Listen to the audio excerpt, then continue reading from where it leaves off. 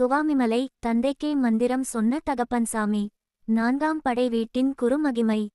சிவபெருமானுக்கே ஓம் எனும் பிரணவத்தின் பொருளை உபதேசித்த ஞானகுரு வீற்றிருக்கும் இடம் சுவாமிமலை. இதோ இத்தலத்தின் சிறப்புகள். படைப்புக் கடவுளான பிரம்மாவிற்கே ஓம் எனும் பிரணவ மந்திரத்தின் பொருள் தெரியாமல் போக அவரை சிறையில் அடைத்தார் முருகன். பிறகு தந்தை ஈசன் கேட்க அவருக்கு குருவாக இருந்த அந்த மந்திரத்தின் இரகசியத்தை முருகன் உபதேசித்த இடமே இந்த சுவாமிமலை. இக்கோவிலின் மலைக்கோவிலுக்குச் செல்ல 60 படிக்கட்டுகள் உள்ளன. இவை தமிழ் வருடங்கள் 60ஐ பிரபவ முதல் அட்சய வரை குறிக்கின்றன.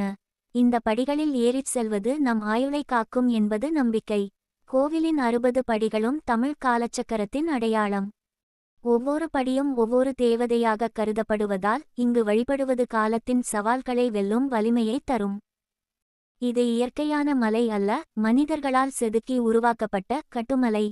கீழே சுந்தரேஸ்வரர் மற்றும் மீனாட்சி அம்மன் சந்நிதிகளும் மேலே மலையின் உச்சியில் சுவாமிநாத சுவாமி சந்நிதியும் அமைந்துள்ளன.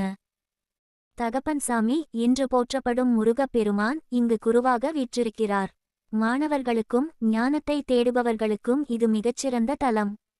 சோழ வளநாட்டின் செழுமையில் காவிரி ஆற்றின் குளிர்ச்சியில் அமைந்திருக்கும் இந்த கட்டுமலை மனதிற்கு மங்களத்தையும் நிம்மதியையும் அள்ளித்தரும்.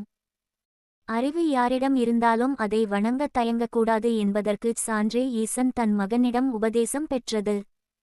வெற்றி வேல் முருகனுக்கு அரோகரா. வாழ்க வளமுடன். இனிய காலை வணக்கம்.